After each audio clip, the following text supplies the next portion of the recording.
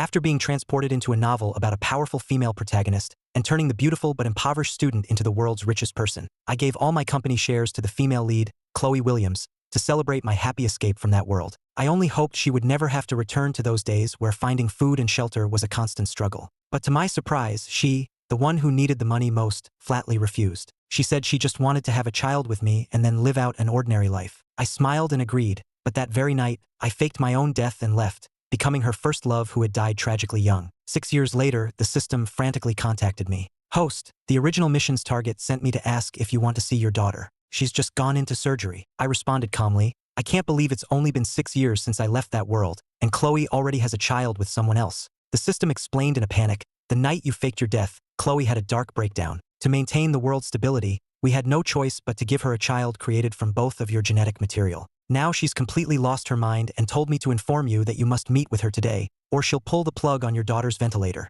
Hearing this, I immediately returned to the original world. The system pushed me into a hospital room where a 5-year-old girl was sitting on the bed. When she saw me appear out of thin air, her pale, delicate face showed only a flicker of surprise. Then, with one hand in her pocket, she authoritatively held out a bank card to me. "Here's 10 million. Stay and be my dad." The little girl's proud demeanor was the spitting image of Chloe's. The system immediately explained, "Host, this is the child created from your and the mission target's genetic match. Her name is Haley, and she's 6 years old." Seeing the card Haley handed me, I was surprised. "You know who I am?" Haley stared straight at me, her eyes holding a maturity that didn't match her age. "I know you're my father. I've seen you in that person's photo album in her safe." Hearing this made my heart sink. The child wouldn't even call Chloe mom. Was their mother-daughter relationship really that bad? The system then chimed in, "The mission target and the child have a very distant relationship. The child has been hospitalized for a week, and she hasn't visited once." My brow furrowed involuntarily. I thought to myself that Chloe was being far too irresponsible as a mother.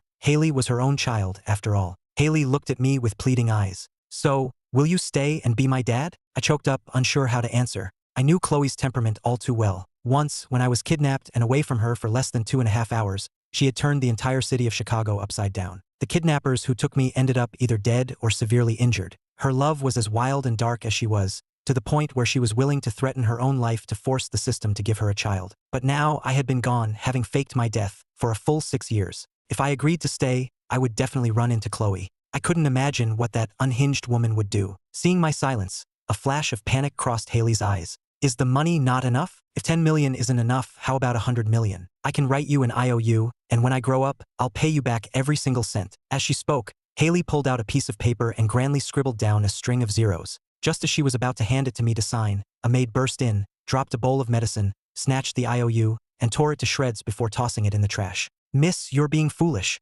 This is the 9,999th imposter who's had plastic surgery to look like Mr. Miller to trick you. Watch me tear off his disguise." With that, the maid lunged at me, trying to pull my hair. Haley, ignoring her own pain, scrambled off the bed to stand in front of me. "Who said you could touch him? Do you really think I can't recognize my own father?" The maid's lips trembled. "But Miss, Mr. Miller passed away 6 years ago. How could this be him?" Haley roared. "Shut up. My father isn't dead. That person said it herself that Dad was a mission runner, that he had to be her long-lost first love, so he faked his death to trick us." I was shocked. Chloe knew I was a mission runner? She was just too sharp. I couldn't hide it when I first approached her, so I had admitted it, but I never revealed the plot details. How could she know I had to be her first love who died young? Did she know before, or did she figure it out after I faked my death? Haley glared fiercely at the maid, shielding me like a wild animal protecting its young. "He is my father. I finally get to see him, so get out and don't you dare touch him." The maid was driven out of the room by Haley, and as she left, I saw her make a phone call. Haley bit her lip and secretly wiped away her tears,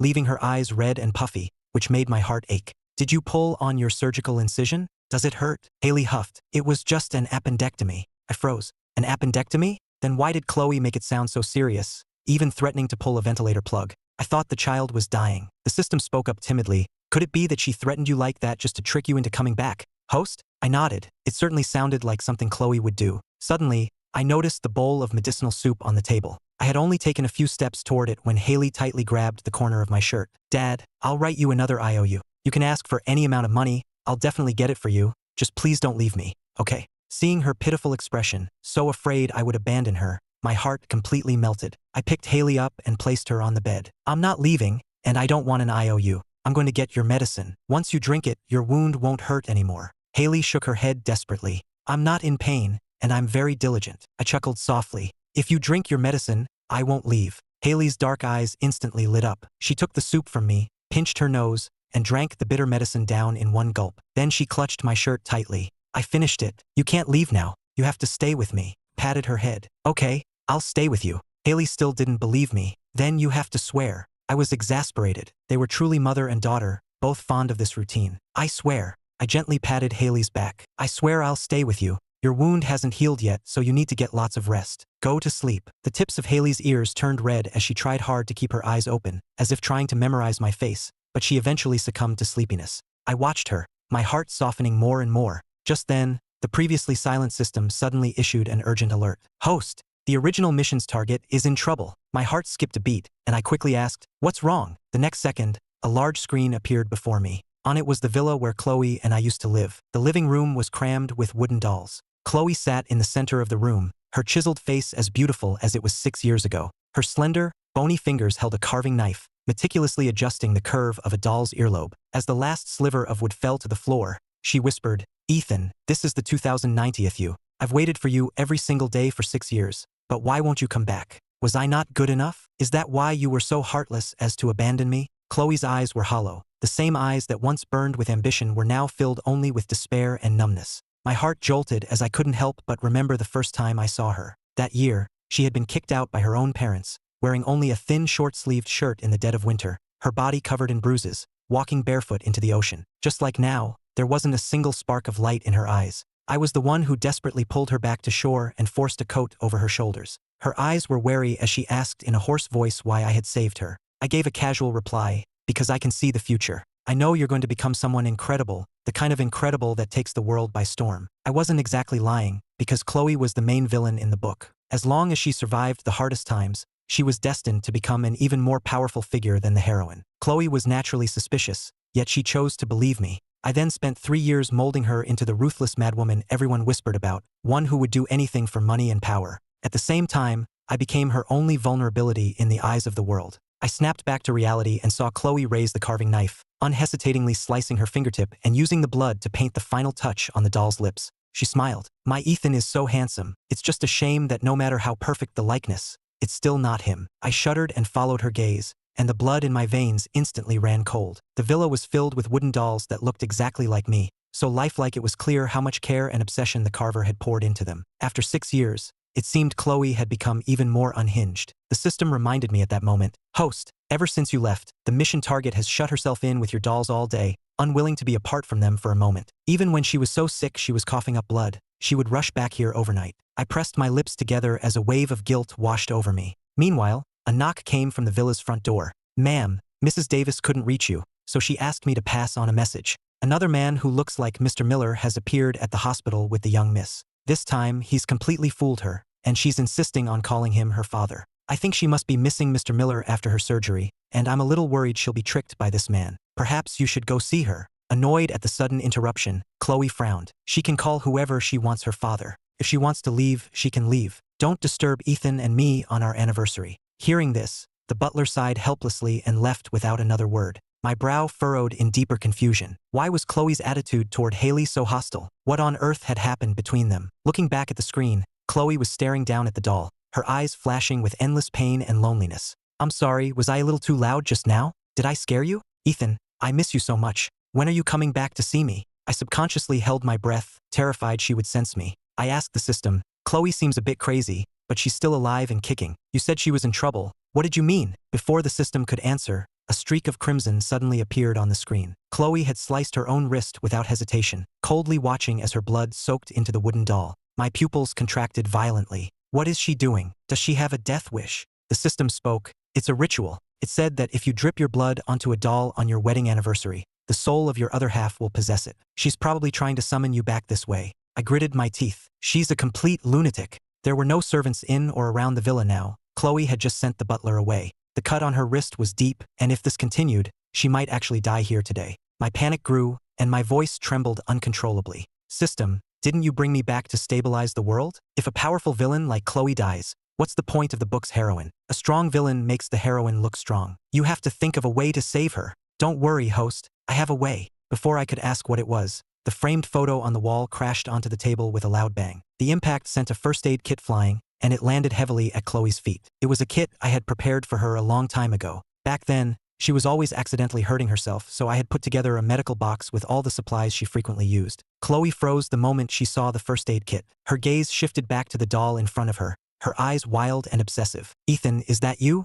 Have you come back?" For a long time, there was no answer. She pulled her lips into a self-mocking smile. "I really have gone insane to actually think you would possess a doll." The system reported cheerfully, "Host, the window for the summoning ritual has passed. If the mission target wants to cut her wrist and offer blood again, she'll have to wait until next year." I looked at Chloe, who had indeed dropped the knife. She knelt, picked up a roll of bandages from the kit, and began wrapping it around her wrist. I let out a breath of relief, but seeing her pale face, a pang of heartache struck me. Did she really do this, bleed herself out, every year after I left? More or less, but she never cut this deep before. For a moment there, she probably truly intended to die for you, the system added. I fell silent again, the guilt in my heart growing stronger. The system retracted the screen, and my focus returned to the hospital room. Beside me, Haley was curled into a ball, and my heart softened once more. This was really my child with Chloe, and she even looked like me. I couldn't help but smile. As the sun began to set, Haley suddenly woke with a start. Seeing her pale face, I gently wiped the cold sweat from her forehead. "Did you have a nightmare?"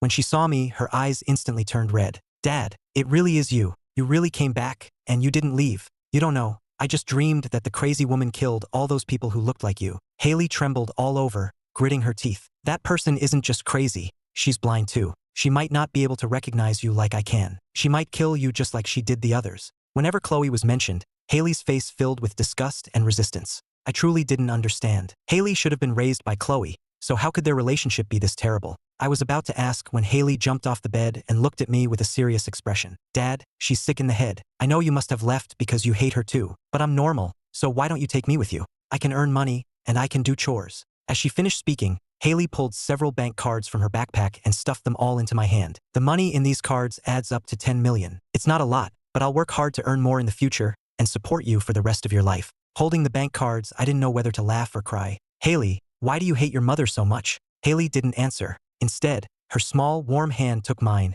and her voice softened. "Can I answer that question after we've left?" Looking at her pleading gaze, my heart completely melted. "Okay, I promise. Let's go." A flash of joy appeared in Haley's eyes. She took my hand and, as we walked out, she reassured me, "Don't worry, Dad. I'll help you escape, and I'll protect you forever." Before she could finish her sentence, a sudden figure blocked Haley's path. The moment I saw who it was, my expression changed completely. The woman stared straight at me, a slight smile playing on her lips. "Ethan, you'd rather run away with her than stay for me. Are you that eager to abandon me a second time?" Chloe was much thinner. Her gaze swept coolly over Haley before landing on my face. "Can we talk?" Haley flinched under her gaze but still stood her ground in front of me. "Don't think I don't know what you're up to. I'm warning you, don't you dare hurt him." I guiltily avoided Chloe's eyes. To be fair, both in the past and now, Chloe had always been true to me. It was I who had let her down time and time again. The thought made me feel even more ashamed. The atmosphere grew tense. The system suddenly appeared, nudging me. "Host,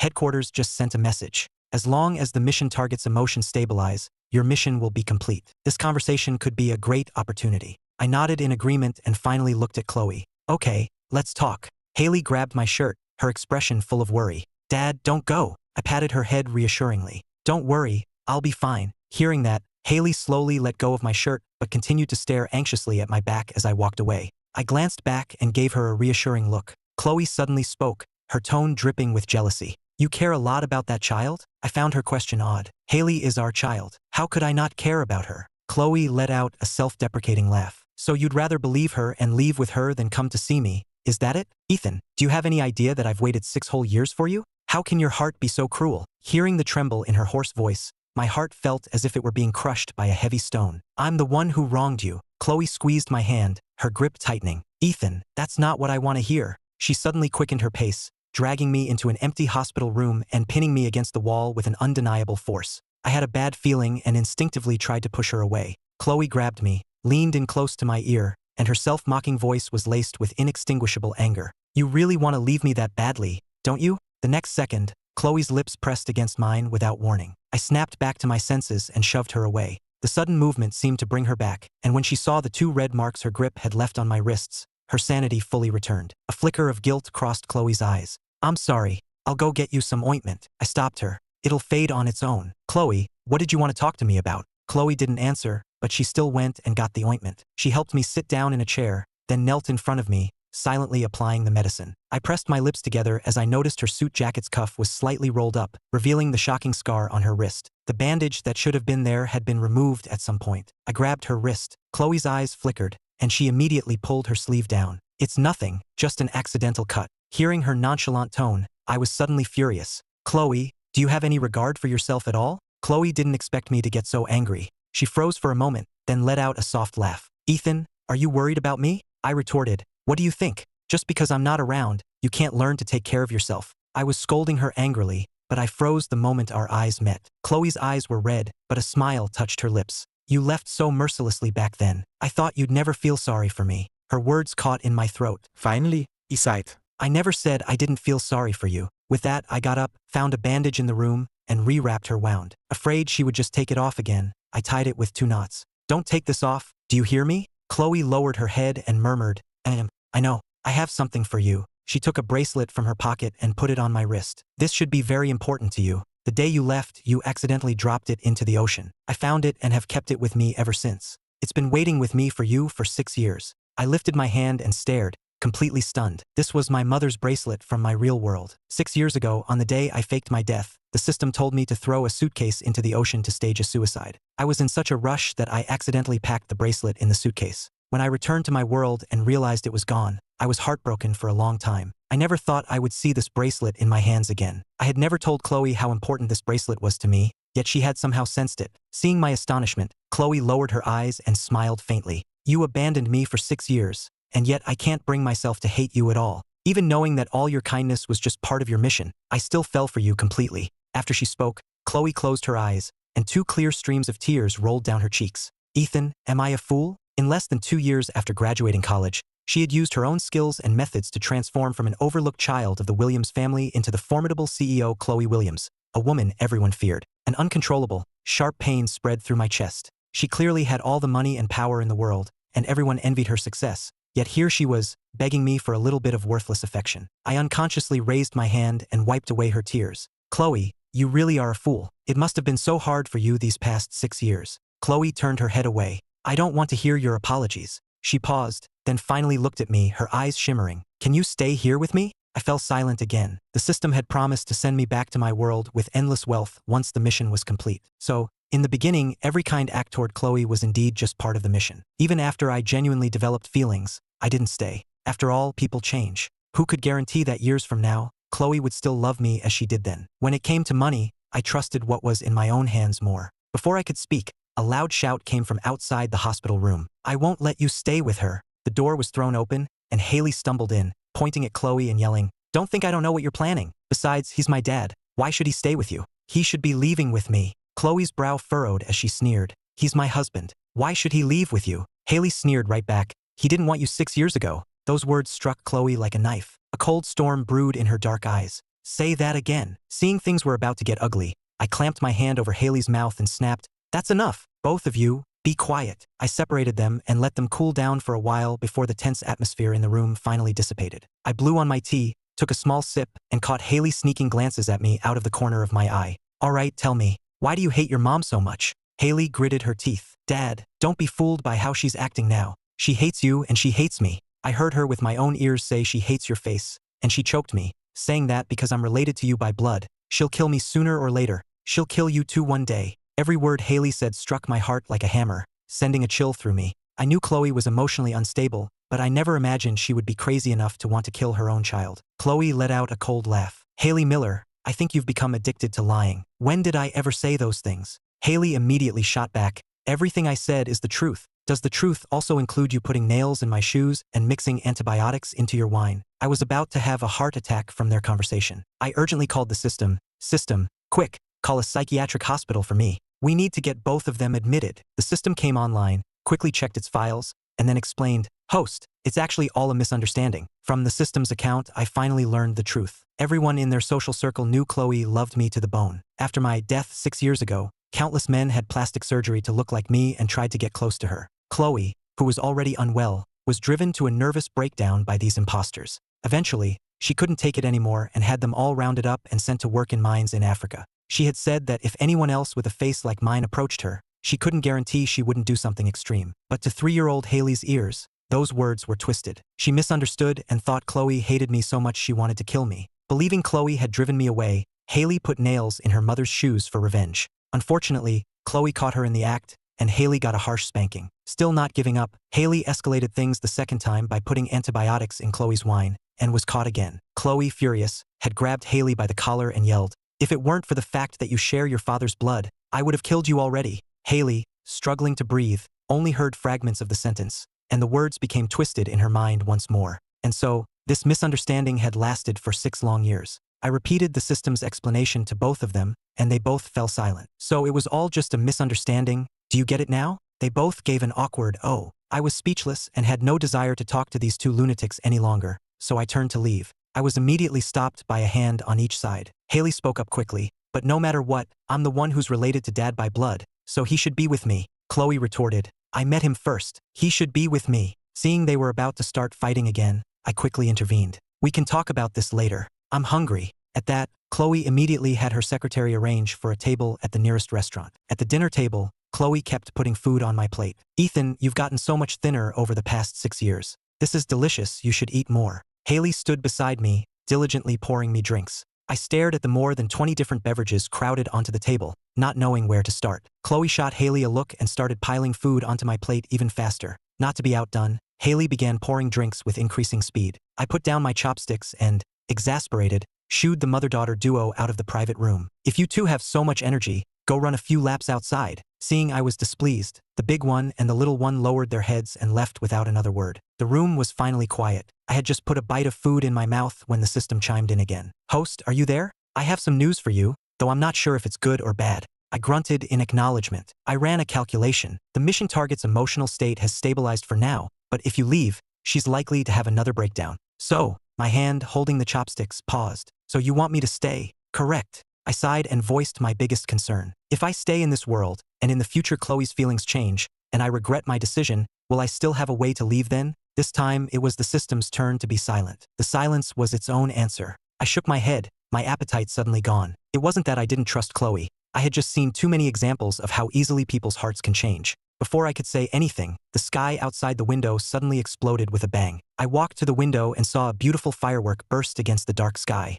Haley, showing a rare flash of childishness, was standing downstairs waving at me. "Dad, come set off fireworks with us." The door to the room opened softly, and Chloe walked in, taking my hand. "Let's go. She and I have a surprise for you." Before I could react, Chloe had led me downstairs. Haley found an open space, pulled out a long fuse and handed me a match. "Dad, you do it." Chloe looked at me and nodded with a smile. I took the match, lit the fuse and ran back a few steps with them. A firework shot into the sky and exploded into a giant, beautiful heart. An unconscious smile spread across my face. When I came to my senses, I saw that Chloe was smiling unconsciously too. I felt a little dazed. The last time I had seen her smile so happily was on our wedding night, when she held me and whispered with a smile, "This is so nice. I have a family again." By the time I snapped out of it again, Chloe was already dabbing at the tears on my face with a tissue. "Why are you crying?" Haley came closer and hugged my arm, her voice full of concern. "Dad, were you moved by my surprise?" "Don't cry. It makes my heart ache." Chloe gently pushed her aside. "Get lost. Your dad was moved by me." Haley frowned. "I designed the firework pattern." Chloe glanced at her. "I paid for it." Haley was infuriated by her words. "You think you're so great just because you have money? I'll earn more than you in the future." I sighed and ruffled Haley's hair, then gently touched Chloe's cheek. "All right, stop fighting. I was moved by both of you." Haley glanced at Chloe, then turned her head away with a huff. Chloe ignored her and focused on wiping away my tears. Although the two of them were still as volatile as ever, I could feel that their relationship had softened, and that was good enough for now. That evening, I went back to their new home with them. Chloe explained, a bit sheepishly, that the old villa was filled with some things and wasn't really suitable for living in. I twitched my lips. I knew perfectly well that the things she was referring to were that pile of wooden dolls. This new villa was one Chloe had bought after I left 6 years ago. Although it was a new house, all the furnishings inside were identical to the old villa. I didn't know if it was because Chloe was sentimental, or if she was trying to trick herself into believing I was still with her. The room with the best view in the villa had been left empty. Chloe spoke softly.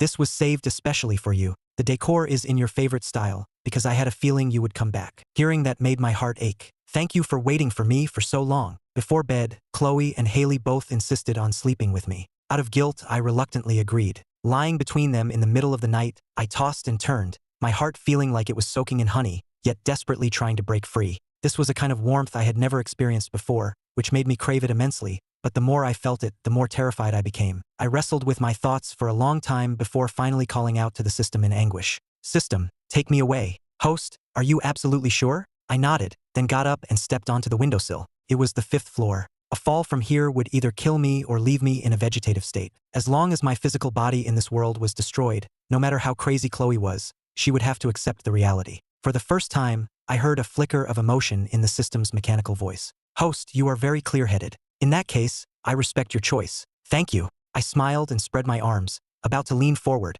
when I suddenly felt a cold sensation on my calf. I turned back in shock to see Chloe holding onto my leg, letting out a soft laugh. Ethan, this is the 3rd time. Chloe pulled me down and dragged me into another room, one without any windows. Seeing the disappointment in her eyes, I pressed my lips together, not knowing how to explain myself. After a long moment, Chloe suddenly spoke. I know. You're afraid that the future me will disappoint you. You're afraid that you'll give up everything in your other world to stay with me, only to end up regretting it, right? I nodded slowly. Unexpectedly, Chloe didn't fly into a rage. Instead, she took my hand and said softly, "That's easy to solve. Why don't I just go with you to your world?" I looked up in surprise. Chloe continued on her own. I can guess that this system of yours has probably given you more money than you could spend in several lifetimes, so supporting me shouldn't be a problem. Of course, you can bring that little brat along too if you want. If you're willing to let me start a business, I'll deliver impressive results for you. I'm confident in my abilities. If you don't want me to start a business because you're afraid I'll change if I get rich, then I'll just stay by your side and take care of you every day. The hand holding mine was trembling slightly as she looked at me with pleading eyes.